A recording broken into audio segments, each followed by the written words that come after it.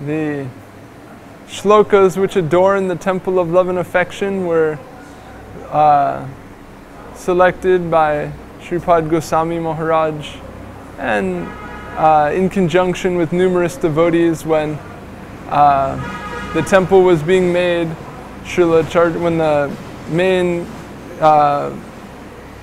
brick construction was finished and they were going to start laying the marble, then Srila Acharya Maharaj asked me to arrange for all the engraving on the temple, so I immediately contacted Goswami Maharaj and said, Maharaj, this is your department, you need to preside over this function. And then I contacted other devotees, and he also contacted other devotees, and numerous persons sent in suggestions. And gradually over the course of maybe 4 to 6 weeks, a list was developed, and as the list grew and then we received other sets of suggestions, when we would see the same verses appearing on everyone's lists, then we would feel confident, yes, this is what is appreciated by all of the devotees, and we're we're clearly representing what the devotees know to be the heart of Srila Govinda Maharaj. And our main criterion in selecting the verses was verses that were prominent in Srila Govinda Maharaj's preaching, verses that he put great emphasis on and used very frequently in his guidance to his disciples, as well as verses that he personally relished, had special affection for, or verses that played special roles in his life or had unique meaning for him, or verses that he'd given particular fine conceptions of. In this way, verses that were specially related with him.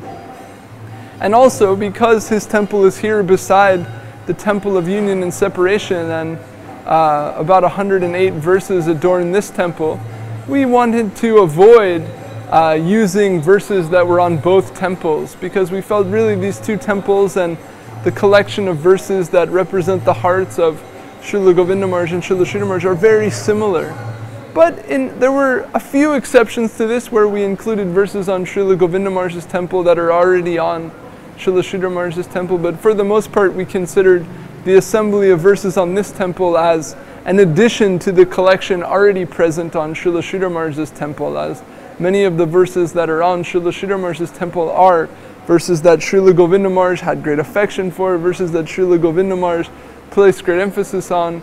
And as we know, the verses which adorn Srila Sridhar Maharaj's temple were chosen by Srila Govinda Maharaj himself.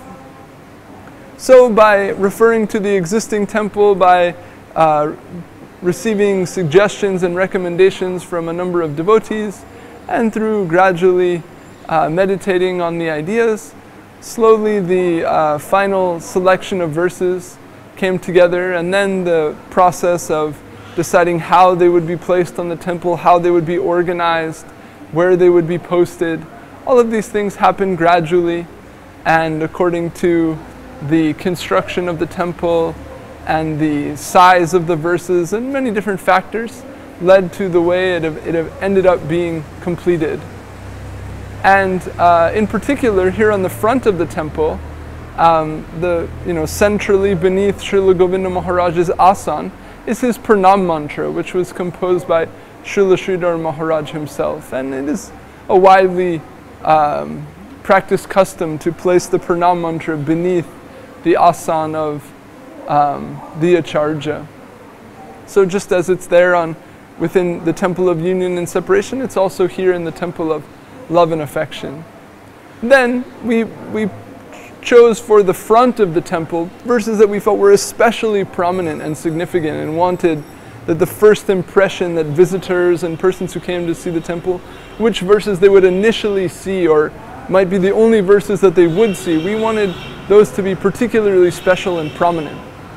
And Srila Goswami Maharaj had much inspiration about this, and what I felt was extremely beautiful idea came to him to place here on the front of his temple, to the right and left of him in the very front, his personal most favorite shloka and his most frequently cited and preached sloka. We felt these two shlokas, what he felt to be the dearest shloka to his own heart, and the shloka he placed the greatest emphasis on for his disciples, we felt these two shlokas, they'll be on the front. This was Srila Goswami Maharaj's idea. So here on our left side of the temple is Trinadapi Sunichena Taroriva Sahishnuna Amanina Manadena Kirtaniya Sadahari.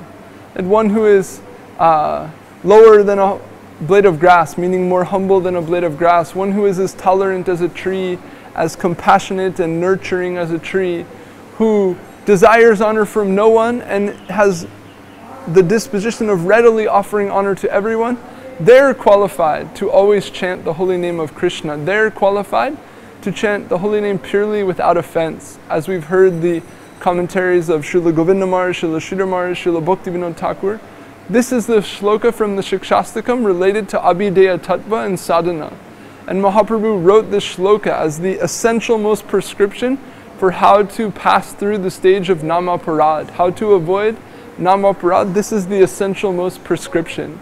To perpetually chant the holy name with this mood of humility, tolerance, offering honor to others, and being devoid of any desire for pratishta. And this echoes the Siddhanta about the holy name given by Jiva Goswami that Srila Govinda Maharaj would frequently cite, Namaparad Yuktanam Namantyeva Harantyagam, that the name himself is what will purify us of our offenses to the holy name. So only perpetual continued chanting of the holy name can give us any hope, but that with that particular mood, with those four qualities, what Srila Sridhar Maharaj in his Prapana Jivanamritam describes as these four jewels, or perpetual chanting in a surrendered mood enriched with these four jewels, that will lead to the purifying current of the holy name descending and transforming one's heart. And we know Srila Govinda Maharaj gave so much emphasis on this verse, and as Sripad Goswami Maharaj mentioned about a month ago here on Srila Govinda Maharaj's disappearance day, he once asked Srila Govinda Maharaj, how was it that you came to realize that this verse was the most important verse to preach, that this verse had such a preeminent position in the teachings that are necessary for the conditioned souls of this world? Describing the qualities of the sadhu. When I asked Srila Gurudev once, Maharaj, when did you realize that this Trinadupi Sunichena, this is the way? He said, it wasn't like that, Maharaj. He said, out of desperation. He said, nothing else works. I've tried everything, but only this works. So, because I was saying, oh, one day you had some special realization. He said, no, not like that. Out of desperation, I embrace this principle. Out of necessity, out of dire necessity, I have come to feel and understand that this sloka is most essential for us. Out of the utility and need for it that I found in my own life. And we cannot at this time go through the entire scope of the ways in which Srila Govinda Maharaj discussed and presented the shloka, but one particular one that's very significant and comes to mind is he once remarked that Alexander the Great conquered so far to the east and established a vast kingdom, but eventually that kingdom crumbled and was unable to be maintained under a central authority. And Srila Govinda Maharaj, he said, just like that, the Chaitanya Saraswat Math, the sun never sets on the Chaitanya Saraswat Math. It has spread so wide and become so grand.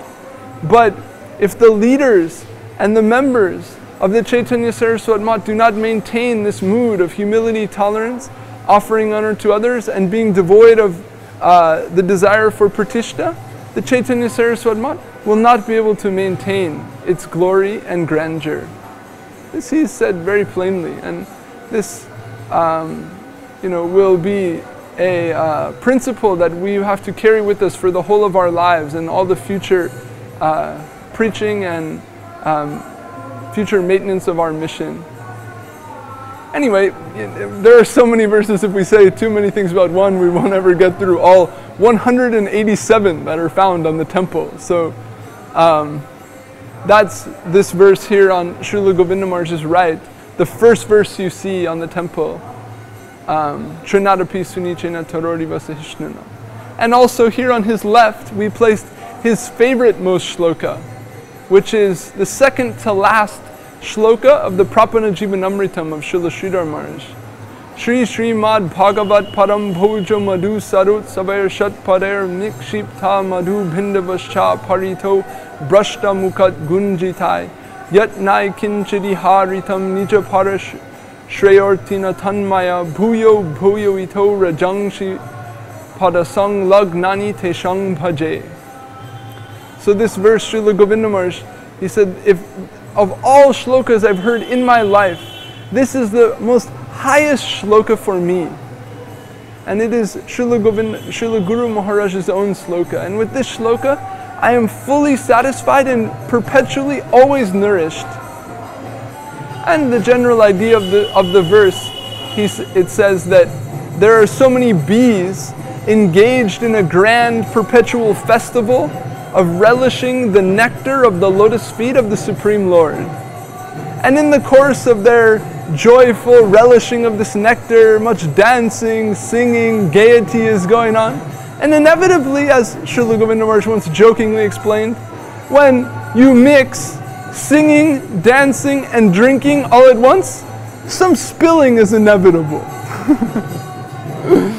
And Srila Sridhar Maharaj describes that some drops of nectar have descended from the lotus mouths of these great devotee bumblebees and fallen into this world in the form of shlokas.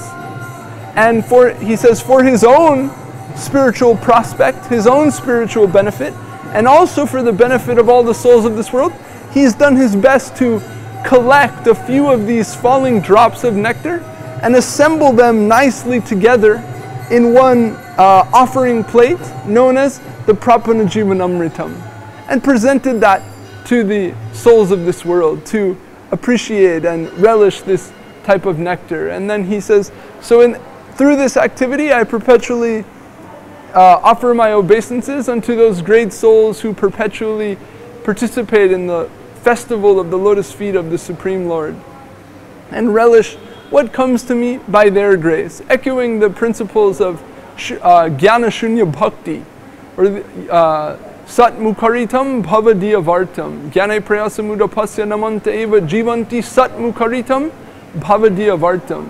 That whatever knowledge we have, whatever willpower we have, whatever capacity of any sort we have, we abandon, and what descends to us from the lotus mouth of the Vaishnava about the Lord, about devotion, about our spiritual prospect, that we embrace. Our only mode of progress and practice is what descends to us from the heart of Guru and Vaishnava. And that type of surrender, that type of exclusive surrender to the Vaishnava and service to the Lord under the guidance of the Vaishnava, Jai Prayosu Jitati Topyasi Taistrilokim, that type of devotion has the power to conquer the Lord, who is himself is normally unconquerable. And in the Ramananda Sangvad, Sriman Mahaprabhu stamped this verse. He said, my conception, the type of devotion I've come to reveal in this world, it begins with this, with wholesale surrender to Guru and Vaishnava and living upon their mercy. Jivanti Sat Mukaritam Bhavadiyavartam. And Srila Govinda Maharaj once remarked, Namanta Eva Jivanti means be surrendered and alive with mercy. Means be surrendered to Guru and Vaishnava and live upon their mercy and what descends to you from their hearts. That is sufficient for you, and with that, you will get everything. So, through this shloka, through this mood, and through this type of appreciation of the glorification of the Supreme Lord found in Srimad Bhagavatam, found in the writings of our Guru Varga, the devotees in our line are maintaining their lives and relishing the nectar of devotion. And Srila Govinda Maharaj, Sri Rupa Pantanugam, as the preeminent follower of Srila Rupa Goswami, is showing this in his pastimes in this world and relishing this shloka as the method by which he is proceeding in his life. So this dearmost shloka is his, we also placed here on the front. And then around, just as the temple, the front of the temple was finished being engraved, two other additional slokas were added to the front. here on this side, Prabodhananda Saraswati's pranam of Sriman Mahaprabhu and his Navadip Sankirtan was added. Srila Govinda Maharaj once in Sri Govinda-dev in Australia spoke about this shloka and then commissioned a 9-foot painting to be made in their kirtan hall, and said that this painting is like a description of this shloka, or this shloka perfectly represents this painting. And that shloka describes the Sankirtan of Sriman Mahaprabhu and Navadip. Nindang tang pula kod karena nikasan nipra prasuna chavim prodvi krita bujadvayam hari hari ityu chervadang tang muhu nrityang tang drutamashu nir jaracharyai sinchan tang urvi talang gayan tang nija parsha dai parivritang Shri Gaura Chandrastumaha. And this is describing that Sriman Mahaprabhu is in a state of Ashta Sattvika Bikar, an ecstatic loving devotion, and his hair is standing on end, and his radiant golden form with his hair standing on end belittles the beauty of a fully blossomed Kadamba flower. And Prodvi Krita Bujadayam Hari Hari Chair Vadang Tang Muhu, and his 2 arms are upraised like this, and he's saying Hari! Hari! Again and again in with great enthusiasm. And Nrityang Tang Drutamashu Nir Jara Chayai Sin Chang Tang Urvi Talam, with his arms raised, with his hair standing on end, he's dancing in this way, and tears are pouring from his eyes and sprinkling and showering over the surface of the earth. And in this way, surrounded and with his entourage of devotees who are all singing harmoniously in kirtan, that form of Gauranga Mahaprabhu, Prabodhananda Saraswati, offers his obeisances to. So this verse describes the ecstatic, Sankirtan of Mahaprabhu and Navadip, or the Gaura Lila form of the Rasa Lila of Sri Krishna. And Srila Govinda Maharaj had particular attachment for this verse. He had it during his later years. He had this verse written and posted on a dresser or a cabinet right next to his desk on his Calcutta veranda. So when he would sit at his desk, it was literally at arm's length from here, right next to him. So this shloka was also placed here. It's a very dear verse of Srila Govinda Maharaj, and also by placing it beneath the verse Trinadapi Sunichena, it was intended to indicate that this is the beauty of Mahaprabhu's Sankirtan, and this is the mood of devotion of the devotees within his Sankirtan, or this is the qualification needed to be a true member of Mahaprabhu's Sankirtan party. And also, behind me here, the final verse of these 4 on the front is the 7th verse of the Shikshastakam. Yugaitam nimeshena chakshusha pravashaitam shunyaitam jagat sarvam govinda virahiname. And this verse was largely came onto the temple at the suggestion of Sripad Janardhan Maharaj, who felt that this phrase of Mahaprabhu, Govinda virahiname, now a moment seems like forever, tears are pouring from my eyes, and this whole world is void in separation from Govinda. This is the mood of Mahaprabhu in separation from the Lord, and there the word Govinda refers to the Lord, and also for us is naturally reminiscent of Srila Govinda Maharaj and the feelings of separation from Srila Govinda Maharaj. So here on his Samadhi Mandir, which can naturally evoke remembrance of his entrance into eternal meditation in Samadhi, then this verse was included to reflect this mood of the devotees of longing and in separation from Srila Govinda Maharaj. Then there are 4 pillars here on the front of the temple, and 4 verses were selected and specially positioned on the front of the temple, feeling that these verses will be the most likely and most frequently read, and thus should be particularly important. On this far left column is Ishara Parama Krishna Satchidananda Vigraha Nadi Adir Govinda Sarva Karana Karanam. And this is one of the few verses, along with Trinadapi Sunichena, that are also on Srila Sridhar Maharaj's temple, the temple of union and separation. But we felt we could not fail to also include them here because they were so directly and intimately related with Srila Govinda Maharaj. So this first verse of the Brahma Samhita was extremely ubiquitous within Srila Govinda Maharaj's preaching, and was very dear to his heart. He would, one particular comment that comes to mind, he would say, what is that form of Govinda being, that Brahma in the beginning of Brahma Samhita is praying to? Because this verse, you could say, primarily it's ontological. It's saying that Lord Govinda is the cause of all causes, the origin of all who has no origin, who's an eternal, conscious, ecstatic personality, who's the Lord of all lords, the supreme controller of all things.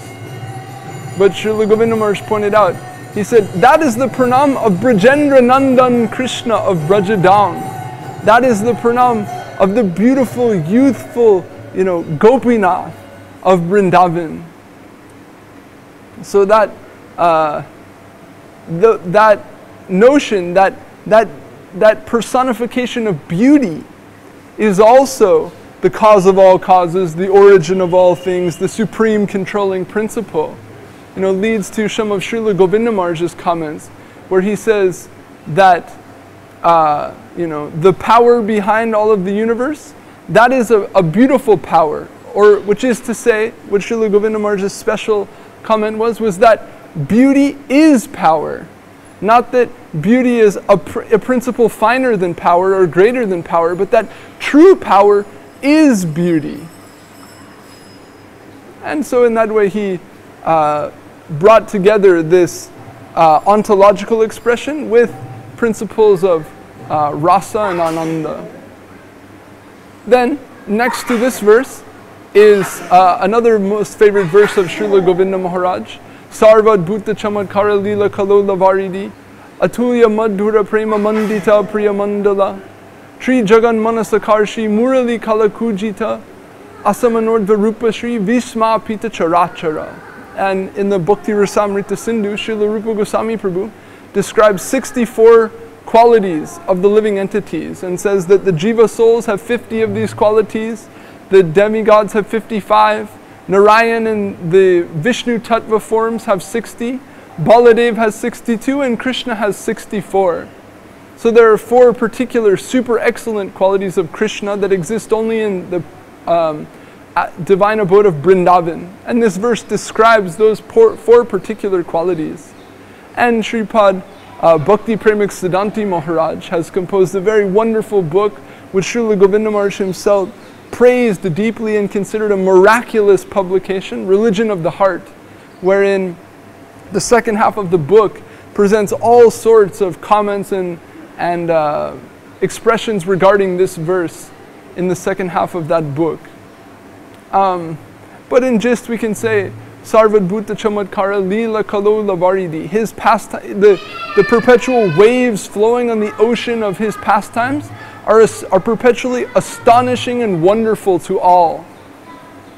And Atulya Madhura Prema Mandita Priya Mandula, his pastimes are in the midst of the Braja Gopis and the Braja Gopas and the supremely sweet entourage of devotees found only in Vrindavan.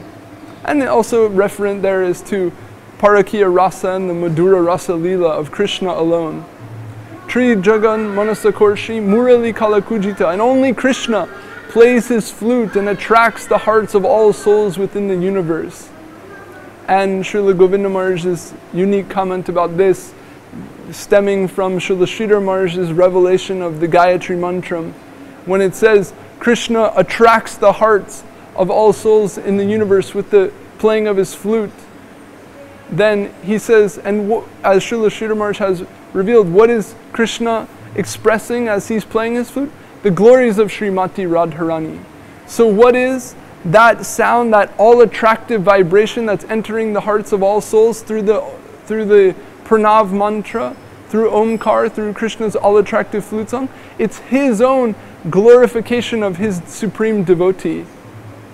It's the supreme victory of devotion, or that chapter in the Sermons of the Guardian of Devotion, the grand victory of love. So Srila Govinda Maharaj specifically pointed out that the hidden meaning of this verse is that what is supremely attractive to all souls of this universe is ultimately the glorification and subservience of Srimati Radharani, Radha Dasyam. That is the line of Sriman Mahaprabhu and the Gaudiya Vaishnavas.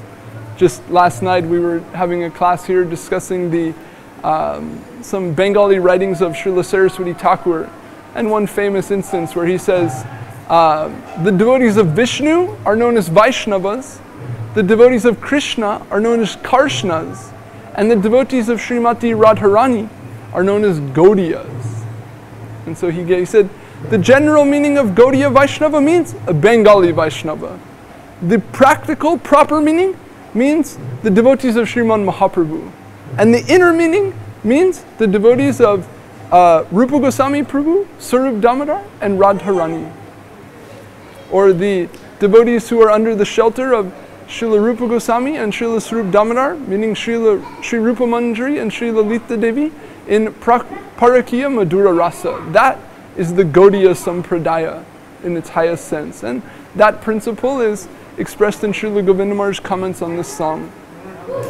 Asamanordva Rupa Shri Visma Pita Charachara. And the final, supreme, the 64th super excellent quality of Krishna is himself, his own divine form. Asamanordva Rupa Shri. The beauty of his own form is supremely unparalleled. In this verse, the word Shri means, Srila Govinda Maharaj has commented, Saundarja. As opposed to opulence, here it means, Shri means beauty.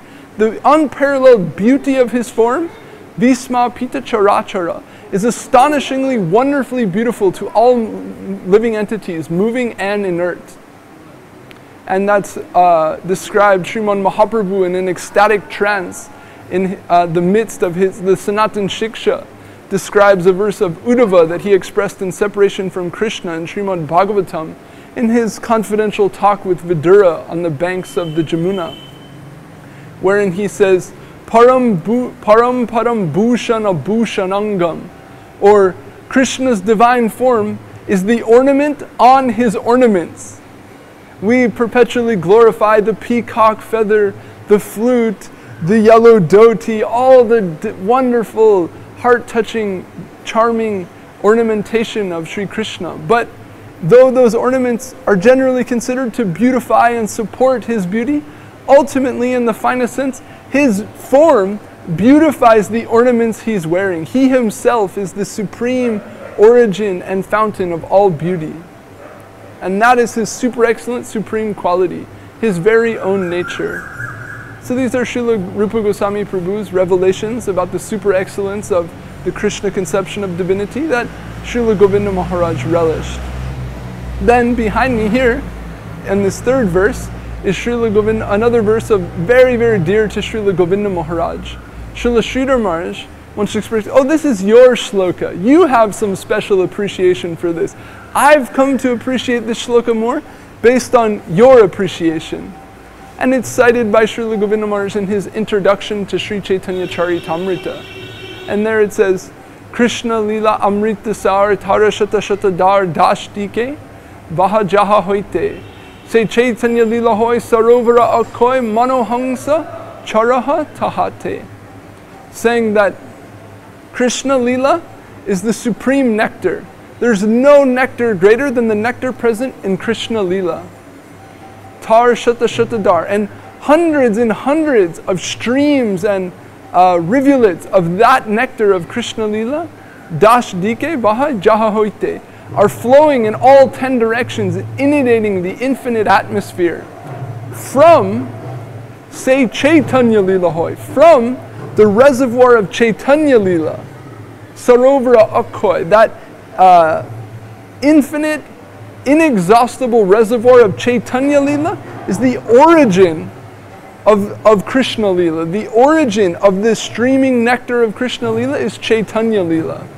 So then Kaviraj Goswami says, Mano Hangsa Charaha Tahate.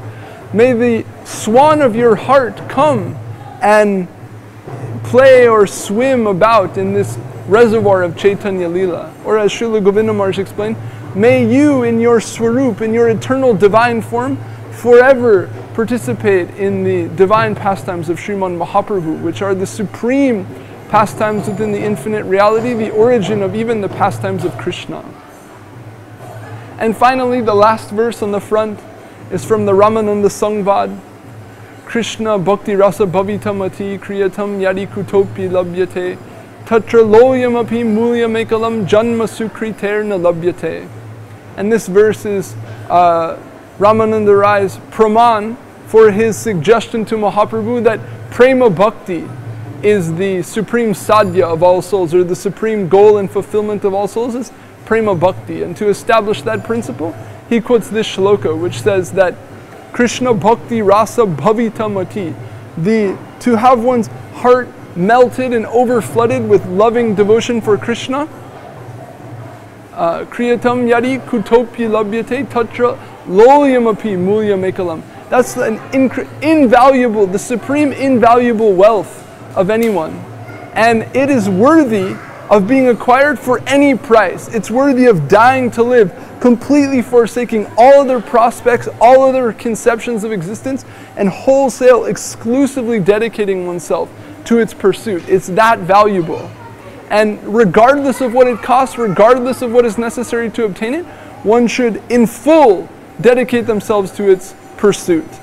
Janma Sukriter Na Labhyate. And without this type of literally rag, this is the verse that begins the discussion of Raga Marg in the Ramananda Sangvad. So without this what's sometimes described as thirst or insatiable hunger, this extreme loving greed, without this type of like inflamed hankering, one cannot obtain the devotion of Brajadam. One cannot obtain the devotion relished by Mahaprabhu and his true followers. And Janma Sukriter Na Labhyate, not 10 million lifetimes of pious activities, good fortune, good association, etc. can ever give that to you. Only this extreme insatiable desire within the heart can lead to that type of devotion, or what's described as rag. So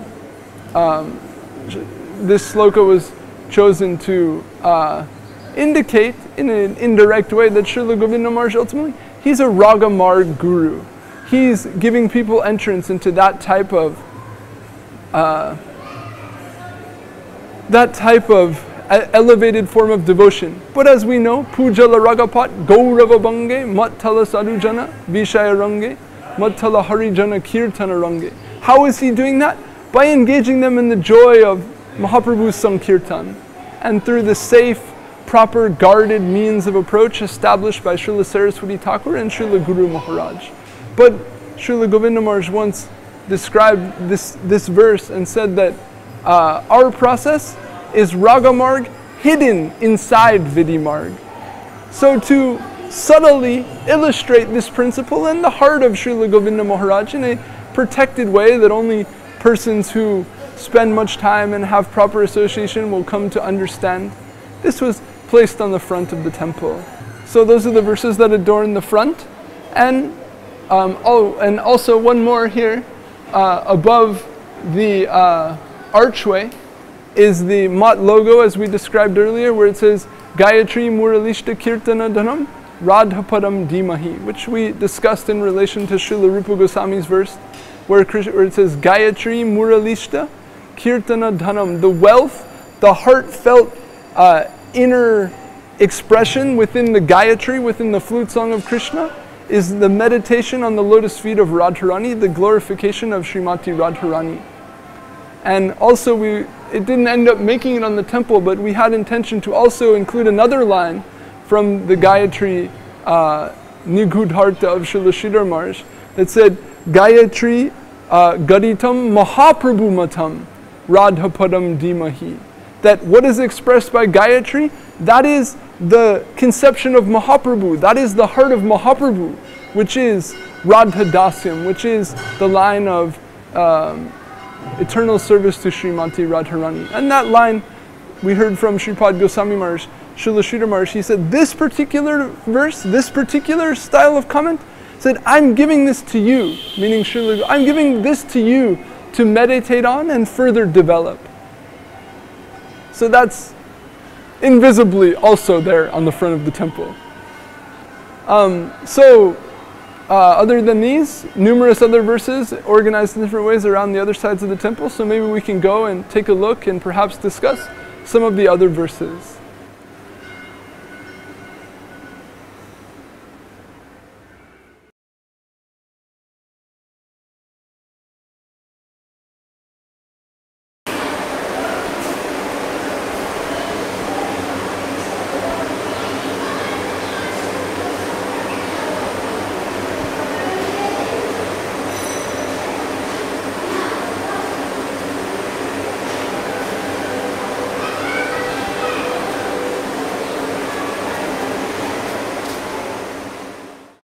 Here on the upper plinth of the temple, and there are 19 pillar faces, as you see, and shlokas on each of these outside pillars.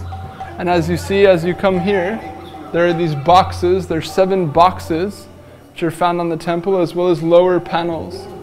So these boxes each have themes. This is called the Kila Rasamrita Murti Shri Krishna.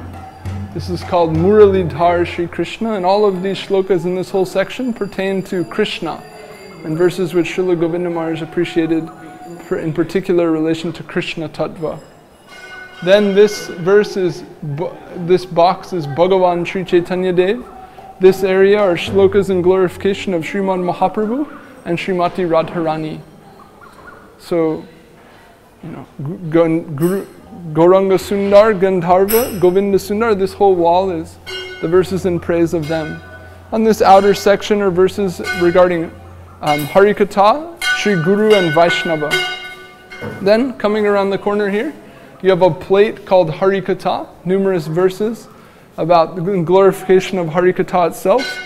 And then in this lower area, you have verses about Guru and Vaishnava, Sri Nityananda Prabhu. On the outside here are also verses on the theme of Vaishnav Seva and the glories of the Vaishnavas. This box is a box on Sharanagati, Srila Govinda Maharaj's favorite expressions regarding Sharanagati, quotes from Bhaktivinoda Thakur's Sharanagati. Then this plate here is a collection of his own poetry that he's written, the Swarupa Udbodhan poem, the Chawa poem, and other poems. And this box here is on Viraha, or separation, expressions of Mahaprabhu and the great devotees in the mood of separation from the Lord. Then coming around here to the last side, we have Srila Acharya Maharaj's biographical poem of Srila Govinda Maharaj.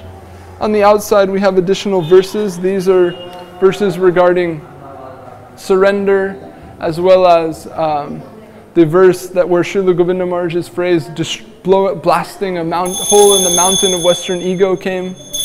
And finally here in this last area are his poem about the 10 offenses to the holy name, and a box about Sri Nam Prabhu and the chanting of the holy name.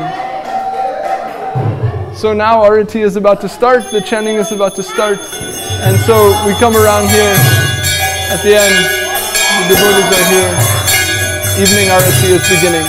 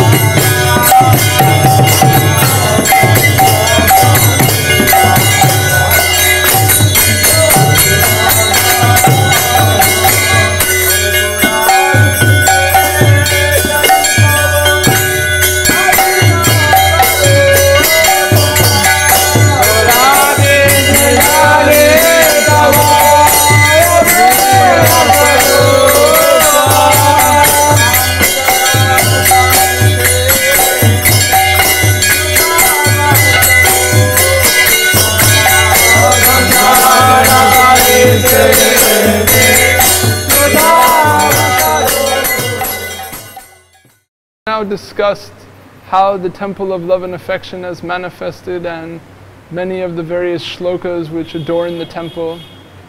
And we consider this great monument, this foremost place of pilgrimage for the worldwide community of devotees of Srila Govinda Maharaj, to be a glorious and most befitting expression of our indebtedness and our appreciation for His divine grace within our lives. And we're so much appreciative of the devotees who've been instrumental in the manifestation of this temple. Srila Acharya Maharaj organizing everything, Sripad Janardhan Maharaj, Sripad Goswami Maharaj, Sripad Avadut Maharaj, Sripad Ashram Maharaj, giving many helpful suggestions and guidance in regards to the architecture, to the construction, to the engraving, as well as other devotees who provided the means by which the temple was constructed, Sripad Pushta Krishna Prabhu, Sripad Ananta Krishna Prabhu, and so many devotees who contributed according to their capacity to see that this temple and this offering of our devotional community to Srila Govinda Maharaj was manifest in a glorious and beautiful way. And the unanimous appreciation of all the devotees who've come this year and seen the temple has been one of wonder and joy and feeling that yes, the heart of our Gurudev has been befittingly represented here. So this is the foremost pilgrimage place of the disciples of Srila Govinda Maharaj, and beside the temple of union and separation at the lotus feet of Shri Shri Guru Gauranga Gandharva Govinda Sundar on the bank of Govinda Kunda, our beloved Gurudevs are in eternal meditation upon the pastimes and of the Lord, engaged in the eternal service of the Lord, and showing their forms here to us to accept our worship, to continue to guide us in our spiritual lives. And as His disciples, His grace, His desires, His instructions, His devotees are all in our life. They're all that we have. How He's instructed us, what He desires for us, and the devotees who have faith in Him, they're the only life we have in this world. Srila Govinda Maharaj is all in all. The Guru is all in all for the disciple. He's the life, He's the soul, He's the ornament, He's the object of worship, He's the object of service, He's the befitting recipient of all prayers, everything. And apart from Him, the disciple has no aspiration to approach the Lord or approach others independent of His guidance and sanction. So what will give vitality to our spiritual life? What enables us to go on? That we have the opportunity to fulfill His desires, that we have the opportunity to show ourselves to be true and chaste to His instructions, and that we have the opportunity to serve His beloved devotees, that we have the desire to continue the services that He Himself, in His melted-hearted affection for us all, wanted to do and did throughout His life. And so under the guidance of Srila Acharya Maharaj and our Acharyas, Srila Janardhan Maharaj, Sripad Goswami Maharaj, Sripad Ashram Maharaj, Sripad Avadut Maharaj, the other sannyasis and seniors within our mission, we have the invaluable opportunity to continue our spiritual life and fulfill the essential most test in the life of a disciple, to remain chaste and true to the heart's desires of his Gurudev. So through the nourishment provided by the beautiful site of this temple, and through the numerous slokas and scriptural teachings and revelations of the beauty and nature of devotion and the Lord and the devotees, we have all nourishment, all ample ingredients to continue in our spiritual lives and proceed gloriously in the search for Sri Krishna and understand what our gurus are always telling us to be reality the beautiful.